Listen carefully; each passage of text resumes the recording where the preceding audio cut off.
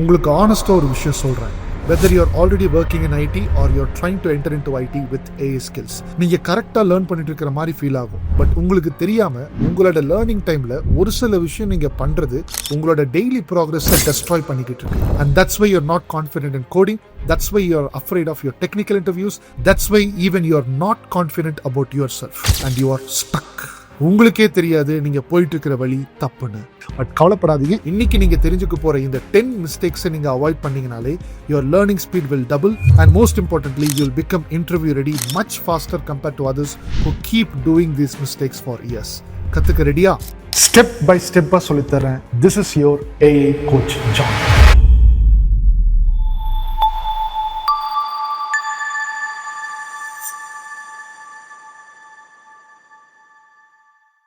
First point என்னன்னா, you're watching 50 hours of YouTube video and thinking that you learned something, but actually you didn't. நிறைய கண்டென்ட்டை யூடியூப்ல consume பண்றீங்க. ஏன் நானே பார்த்தீங்கன்னா ஒரு 20 hours of data science course அப்படின்ற மாதிரி ஒரு கண்டென்ட் கொடுத்துருக்கேன். நிறைய பேர் வியூஸ்லாம் போயிருக்கு. பட் எத்தனை பேர் அதை கம்ப்ளீட்டாக பார்த்து முடிச்சிங்க? பார்த்து முடிக்கிறத தாண்டி எத்தனை பேர் உண்மையாகவே ப்ராக்டிஸ் பண்ணீங்க? உங்கள் பிரெயினை பார்க்கறதுனால எதுவுமே பார்த்தீங்கன்னா ஃபுல்லாக லேர்ன் பண்ணாது. பார்த்து ப்ராக்டிஸ் பண்ணி அப்ளை பண்ணால் தான் உங்களால் ஏதாச்சும் ஒரு சில விஷயங்களை கற்றுக்க முடியும். எத்தனை பேர் நீங்கள் அதை நான் படித்து முடிச்சிட்டேன் கோச்சுன்னு சொல்லிட்டு அந்த வீடியோக்கு கீழே போட்டிங்கன்றது மிகப்பெரிய கொஷின் மார்க். ஸோ ஃபஸ்ட்டு விஷயம், எல்லாத்திலும் இந்த மாதிரி வீடியோஸ்லாம் பார்க்கறதுனால நான் பயங்கரமாக கற்றுக்குவேன் அப்படின்ற மாதிரி இருக்கிறதுனா அது தான் பெரிய ஒரு தவறு. அந்த மாதிரி இங்கே நடக்கவே நடக்காது.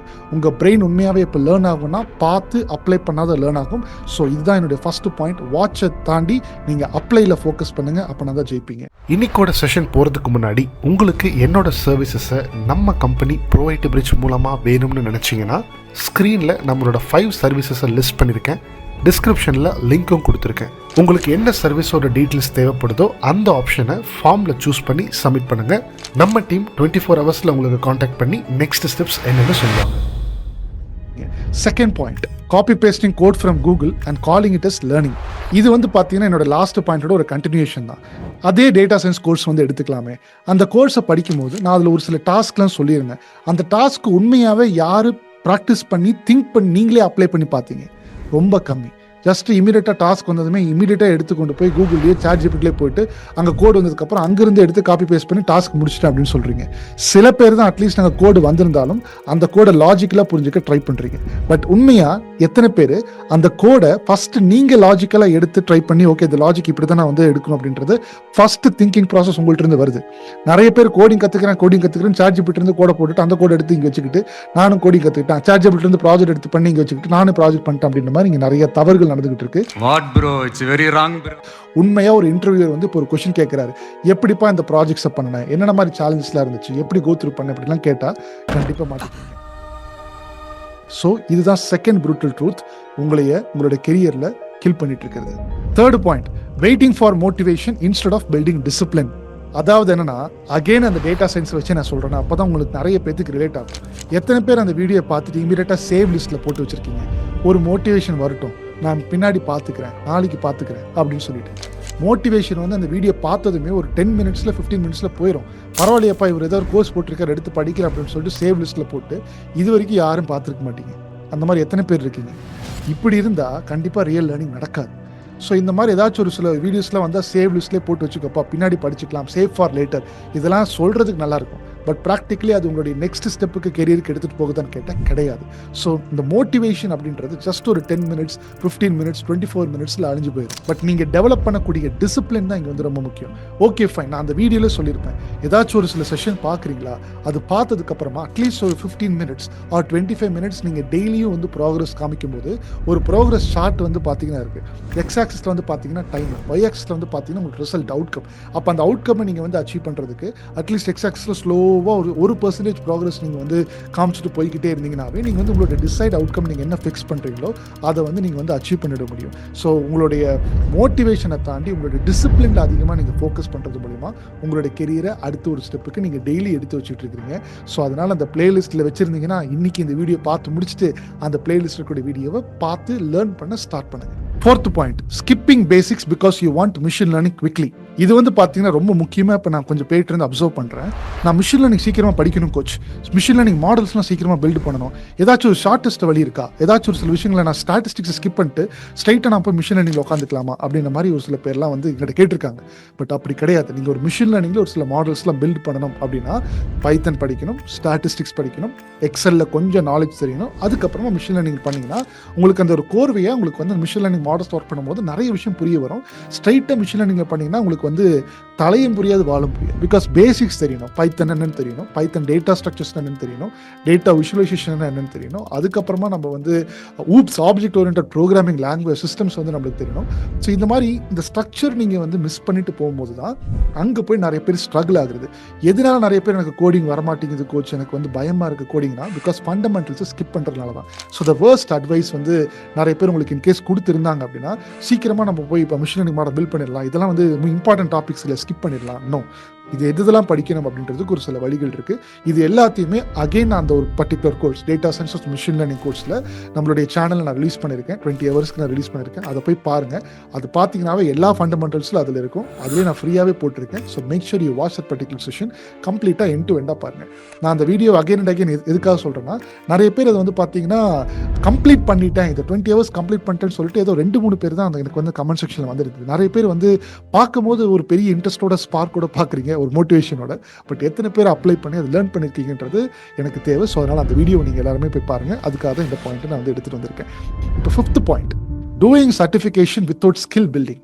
இங்கே பெரிய ப்ராப்ளமே என்னன்னு பார்த்தீங்கன்னா, நிறைய காலேஜ் ஸ்டூடெண்ட்ஸ் ஆகட்டும், சில ஒர்க்கிங் ப்ரொஃபஷனல்ஸ் ஆகட்டும், சர்டிஃபிகேஷன்ஸ் மேலே அதிகமாக ஃபோக்கஸ் பண்ணி எல்லாருமே நான் இந்த இடத்துல சர்டிஃபிகேஷன் வச்சிருக்கேன், நான் IBM சர்டிஃபிகேஷன் வச்சிருக்கேன், கூகுள் சர்டிஃபிகேஷன் வச்சிருக்கேன்னு சொல்லிட்டு சர்டிஃபிகேஷன் மேலே சர்டிஃபிகேஷன் பேராக உங்களோட ரெசியூமேல போட்டு நீங்கள் வந்து வேலைக்கு வந்து அப்ளை பண்ணுறீங்க. பட் நீங்கள் இது வந்து ரெக்ரூட்டர்ஸனுடைய பெர்ஸ்பெக்டிவ்லேருந்து பார்க்கணும்.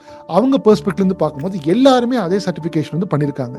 ஸோ ஓகே, சர்டிஃபிகேஷன் பண்ணி முடிச்சிருக்கேன்னு கால் பண்ணால் ஒரு ப்ராப்ளம் ஸ்டேட்மெண்ட் கொடுத்தா நிறைய பேர்த்தனால ப்ராப்ளம் சால்வ் பண்ண முடிய மாட்டேங்குது. ஸோ சில பேர் சர்டிஃபிகேஷன் வந்து எப்படி வச்சிருக்காங்கன்னா, இந்த கூகுள் வந்து ஃப்ரீ இன்டர்ன்ஷிப்லாம் கொடுத்துருப்பாங்க. ஒரு 1 வீக் ப்ரோக்ராம், 5 வீக் ப்ரோக்ராம் சொல்லிட்டு ப்ரீ ரெக்கார்டட் செஷன் மாதிரி அவங்களோட கோர்ஸில் வச்சிருப்பாங்க. அதை பண்ணி முடிச்சுட்டு நான் இன்டர்ன்ஷிப் பண்ணி முடிச்சிருக்கேன் அப்படின்னு சொல்லிட்டு வச்சிருக்காங்க. அப்போ இன்டர்ன்ஷிப்னுடைய ஆக்சுவல் மீனிங்கே ஆக்சுவலாக போயிடுச்சு. இன்டர்ன்ஷிப்னா என்ன, ஒரு ரியல் கம்பெனியில் போயிட்டு ஒரு சில ப்ராஜெக்ட்ஸ்க்கு ஒர்க் பண்ணுறீங்க, அந்த ப்ராஜெக்ட்ஸ்க்கு அவங்களுக்கு ஹெல்ப் பண்ணுறதுனால அவங்க கம்பெனியை ஒரு சில லெவலுக்கு அடுத்த லெவலுக்கு க்ரோ ஆகுறாங்க. ஸோ இந்த மாதிரி இல்லாமல் ஜஸ்ட் ஒரு பேசிக்காக சர்டிஃபிகேஷன் வச்சு போடுறது இங்கே எல்லா ரெக்ரூட்டர்ஸுக்கும் தெரிஞ்சு போயிடுச்சு. ஸோ தெரிஞ்சு போனதுனால அந்த சர்டிஃபிகேஷன் உங்களோட ரெசியூமேல போட்டுக்கிட்டு கூகுளில் சர்டிஃபிகேஷன் முடிச்சிருக்கேன், IBMல சர்டிஃபிகேஷன் முடிச்சிருக்கேன், இந்த மாதிரிலாம் நீங்கள் வந்து சொல்லிட்டு இருந்தீங்கன்னா கண்டிப்பாக உங்களுக்கு வேலை அவங்களே கொடுக்க மாட்டாங்க. அப்புறம் எப்படி நீங்கள் வெளியிலேருந்து எதிர்பார்க்கலாம்? So doing certification without actually skill building, படிச்சு வச்சுக்கிட்டு ஸ்கில் டெவலப் பண்ணிட்டேன்னு வச்சுக்கிட்டு அது எந்த இடத்துலையுமே நீங்கள் அப்ளை பண்ணாமல் சர்டிஃபிகேஷன் மட்டும் கையில் வச்சுக்கிட்டு ஃபோக்கஸ் பண்ணிட்டு இருந்தீங்கன்னா இப்போ ஒர்க் அவுட் ஆகாது. So that is also one worst advice which somebody is giving you. அதை இப்போவே ஸ்கிப் பண்ணிடுங்க. 6th point, asking for job placement before completing the course. இதை நீங்கள் வந்து இப்படி புரிஞ்சுக்கோங்களேன். ஒரு கார் மேனுஃபேக்சர் பண்ணணும் அப்படின்னா ப்ராசஸ் ஏ, ஃபஸ்ட்டு எல்லா மெட்டீரியல்ஸுமே வந்து பார்த்தீங்கன்னா அசம்பிள் ஆகணும். அசம்பிள் ஆனதுக்கப்புறம் ப்ராசஸ் பி, அந்த மெட்டீரியல்ஸ் எடுத்து ப்ராப்பரான மெட்டீரியல்ஸாக இருக்குதுன்றது செக் பண்ணி பார்ப்பாங்க. அதுக்கப்புறம் அலைன்மெண்ட், அதுக்கப்புறம் டெஸ்டிங், பில்டு பண்ணதுக்கப்புறமா டெஸ்டிங். அந்த டெஸ்டிங்கில் வந்து பார்த்தீங்கன்னா ஏபி டெஸ்டிங் அப்படின்ற மாதிரிலாம் பண்ணுவாங்க. அதுக்கப்புறமா இந்த மாதிரி பல ஃபேஸஸ் வந்து பார்த்தீங்கன்னா ஒரு கார் ஒரு ப்ராப்பரான ரா மெட்டீரியல்ஸ் இருந்து ஒரு ப்ராடக்டாக வெளியில் வர வரைக்கும் ஒரு என்டையர் ப்ராசஸ் இருக்குது. அது கரெக்டாக பில்ட் பண்ணிட்டு இருக்கும்போது கார் எப்பப்பா வந்து வெளியில் விடுவீங்க, அப்போயே வெளியிடுவீங்கன்னு சொல்லிட்டுலாம் கேட்க முடியாது. கேட்கலாம், எப்போ வெளியிடுவோம் டியூரேஷன் வேணால் சொல்ல முடியும். இமீடியட்டாக கொண்டு போய் லான்ச்சுக்கெலாம் பண்ண முடியாது. அப்போ ஒரு டிஃபெக்டிவ் காராக தான் இருக்கும். அதே மாதிரி தான் இங்கேயும் நீங்கள் ஏதாச்சும் ஒரு டிகிரி எடுத்து படிச்சுக்கிட்டு இருக்கீங்க, ஏதாச்சும் எடுத்து கோர்ஸ் எடுத்து படிச்சுக்கிட்டு இருக்கீங்க அப்படின்னா படிச்சுக்கிட்டே இருக்கும்போது வேலை இல்லை, படிச்சுக்கிட்டு இருக்கும்போது படிக்கிறத ஃபோக்கஸ் பண்ணணும். இதுவுமே வந்து பார்த்தீங்கன்னா நான் அந்த தப்பு பண்ணிக்கிட்டு இருந்தேன். எல்லாருக்குமே வேலை வேணும் தான், இங்கே யாருமே வந்து வேலை இல்லாமல் அப்படின்றதெல்லாம் வேண்டாம் அப்படின்றதுக்காகலாம் நீங்கள் எதுவுமே எடுத்து படிக்கல. ஏதாச்சும் ஒரு இடத்துல இன்வெஸ்ட் பண்ணுறீங்க, உங்களோட டைம் இன்வெஸ்ட் பண்ணுறீங்க, ஒரு மணியை இன்வெஸ்ட் பண்ணுறீங்க, ஏதாச்சும் ஒரு சில விஷயங்கள் இன்வெஸ்ட் பண்ணுறீங்கன்னா இதுக்காக அட் எண்ட் ஆஃப் த டே ஏதாச்சும் ஒரு ரிட்டர்ன் வேணும். அந்த ரிட்டர்ன் வந்து ஒர்க்காக இருக்கணும், ஒரு மணியாக இருக்கணும், சம்திங் எதிர்பார்க்கறது தப்பு கிடையாது. பட் ஒரு ப்ராசஸ்குள்ளே வந்துட்டீங்க அப்படின்னு சொல்லும்போது அந்த ப்ராசஸை கம்ப்ளீட்டாக ட்ரஸ்ட் பண்ணி 200% எஃபோர்ட் போட்டு அந்த ப்ராசஸ்லேருந்து கம்ப்ளீட் பண்ணுறீங்களா அப்படின்றது பாருங்கள். சில பேர் வந்து பார்த்தீங்கன்னா அதை கம்ப்ளீட் பண்ணியிருந்தாலும் நிறைய பேர் வந்து பார்த்தீங்கன்னா அந்த ப்ராசஸில் சில ப்ராப்பராக இல்லை. எல்லாருமே கும்பலாக இருக்கிறதுனால அப்படியே ஜஸ்ட் பேசிக்காக நானும் படித்து முடிச்சிட்டேன், ஒரு 10 ஒரு MCQ கொஷின்ஸ் கேட்குறாங்க, அந்த MCQ கொஷின்ஸுக்கு நானும் ஆன்சர் பண்ணி சர்டிஃபிகேஷன் வாங்கி வச்சுக்கிட்டாங்க. ஸோ இப்படி இருக்கிறதுனால பிரச்சனை தான் இருக்குது. ஸோ அதனால நீங்கள் வந்து ஒரு சில கோர்ஸ்க்கு என்ரோல் பண்ணுறீங்க அப்படின்னா படிச்சுட்டு இருக்கீங்கன்னா அந்த ப்ராசஸ்க்கு 200% கமிட்டடாக இருக்கிறீங்களா அப்படின்றது பாருங்கள். ஒரு உதாரணம் நான் வந்து இந்த இடத்துல நான் சொல்கிறேன். நான் வந்து ட்ரெயினராக ஒரு இன்ஸ்டிடியூட்டில் ஒர்க் பண்ணிட்டு இருக்கும்போது நிறைய பேர் வந்து பார்த்தீங்கன்னா லேர்னர்ஸ் படிக்கிறதுக்கு வராங்க. அதில் ஒரு சில லேர்னர்ஸ் வந்து பார்த்தீங்கன்னா ஒரு பேட்ச் எடுத்துகிட்டு இருக்கும்போது அந்த பேட்சில் ஒருத்தர் மட்டும்தான் பயங்கரமாக ஸ்ட்ராங்காக ஃபோக்கஸ் பண்ணிட்டு இருந்தார். அந்த பேட்சில் இருக்கக்கூடிய மீதி 10 பேர் இந்த ஸ்கூல் பசங்க மாதிரி அந்த பெல் அடிக்கிறதுக்காக வெயிட் பண்ணிட்டு இருப்பாங்க இல்லையா, அந்த மாதிரி உட்காந்து கரெக்டாக 5 மணிக்கு கிளாஸ் முடியும் அப்படின்னா 4:45க்கு லேப்டாப்பை க்ளோஸ் பண்ணி வைக்கிறது. வெளியில் போய் கேட்டால் நான் வந்து இந்த கோர்ஸ் பண்ணிக்கிட்டு இருக்கேன், பெங்களூரில் கோர்ஸ் பண்ணிட்டு இருக்கேன் அப்படின்னு சொல்கிறது. யாரை ஏமாற்ற பார்க்குறீங்க?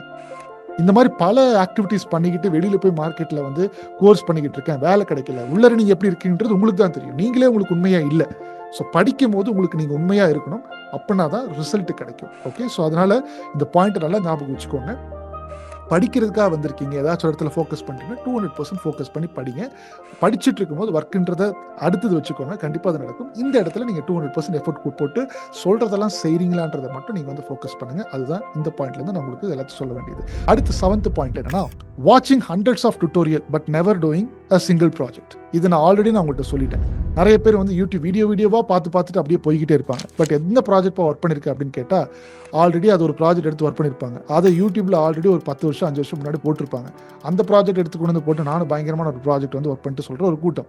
சில பேர் வந்து பார்த்தீங்கன்னா படிச்சுக்கிட்டு போய்கிட்டே இருப்பாங்க, ஸ்கில் பில்டிங்லேயே ஃபோக்கஸ் பண்ணிருப்பாங்க, அப்ளிகேஷன்லேயே அப்ளையே பண்ணாத ஒரு கேட்டகரி இருக்குது. இந்த மாதிரி பல கேட்டகரிஸ் வந்து பார்த்தீங்கன்னா இந்த லேர்னிங் ஃபேஸில் இருக்கிறாங்க. பிகாஸ் கைடன்ஸ்க்கு ஆள் இல்லை, அவங்களே இப்போ நீங்களே படிச்சுக்க முடியும் அப்படின்ற மாதிரிலாம் நினைக்கிறீங்க. கரெக்டு தான், யூடியூப்ல நிறைய இன்ஃபர்மேஷன் இருக்குது தான். பட் நீங்கள் ஒரு நியூ லேர்னராக இருக்கும்போது எது படிக்கிறது அப்படின்றது எப்படி நீங்கள் இவாலுவேட் பண்ணுவீங்க?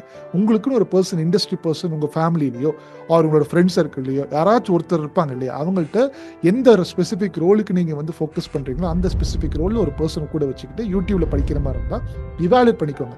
பிகாஸ் அந்த பர்சன் தான் சொல்ல இந்த மாதிரி கான்செப்ட்ஸில் வேணும் என்னோட இண்டஸ்ட்ரிக்கு, இந்த மாதிரி விஷயங்கள்லாம் தான் வேணும் அப்படின்றது அவங்க கைட் பண்ண முடியும். ஸோ அதனால் நீங்களே தனியாக போகிறத விட்டுட்டு இன்னைக்கு எத்தனையோ பேர் ஹெல்ப் பண்ணுறதுல ரெடியாக தான் இருக்காங்க. உங்களோட ஃபேமிலி சர்க்கிள் நீங்கள் போய் வாலண்டரியாக கேட்கும் போது நீங்கள் ஃப்ரீயாக படிக்கணும் அப்படின்னா அந்த மாதிரி பீப்புள்கிட்ட போய் கான்டாக்ட் எடுத்துக்கிட்டு அவங்க கைடன்ஸ் மூலமா இந்த மெட்டீரியல்ஸ்லாம் நீங்கள் படிங்க. அவங்களுக்கு நீங்கள் வந்து அவங்கள்ட்ட நீங்கள் கைடன்ஸ் எடுத்துட்டு ஓகே நீங்கள் மார்க் இன்டர்வியூ அந்த மாதிரி இவாலுவேஷன் பண்ணிப்போங்க. பிகாஸ் இப்போ இருக்கக்கூடியது பயங்கரமான ஹைலி காம்படிட்டிவ் ஜாப் மார்க்கெட்டாக இருக்குது. அதனால அந்த பல இவாலுவேஷன் மெட்ரிக்ஸில் போய் நீங்கள் பாஸ் ஆகி வெளியில் வந்தீங்கன்னா தான் அவங்களால ஒரு பெஸ்ட்டான ப்ராடக்ட்டை ஒரு கம்பெனிஸில் இன்டர்வியூ கொடுக்க முடியும்.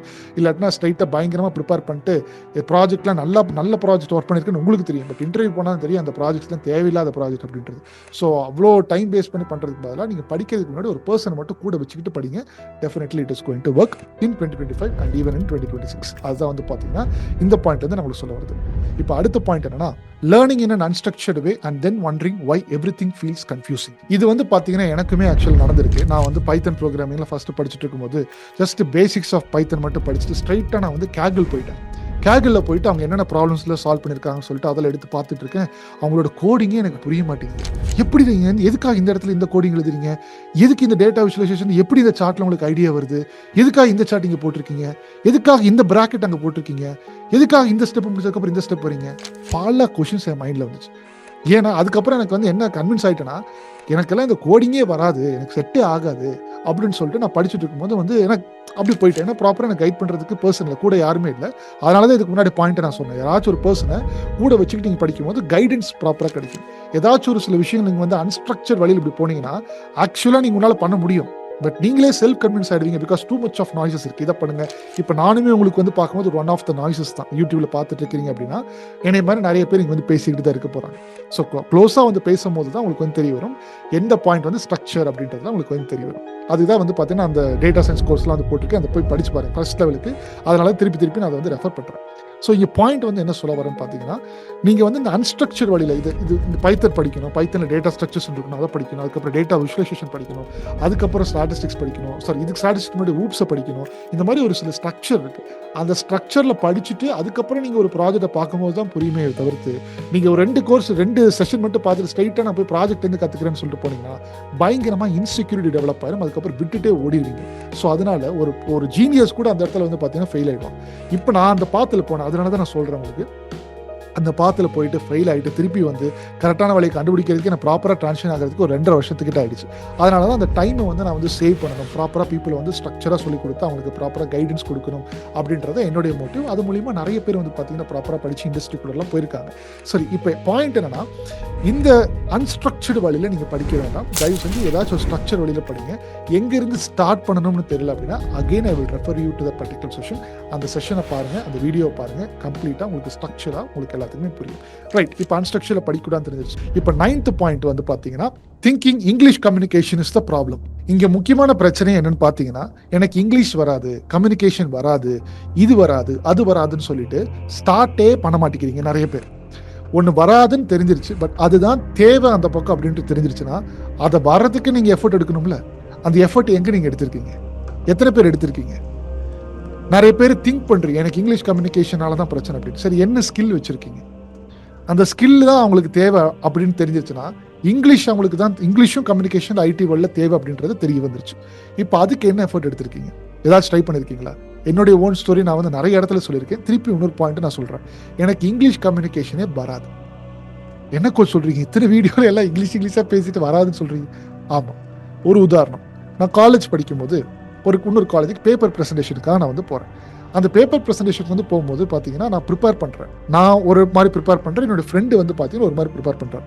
அவர் வந்து ஒரு கான்செப்ட் படிச்சுட்டு 5 நிமிஷம் படிச்சுட்டு போயிட்டாப்புல, வேறு வேலைக்கு போயிட்டார்.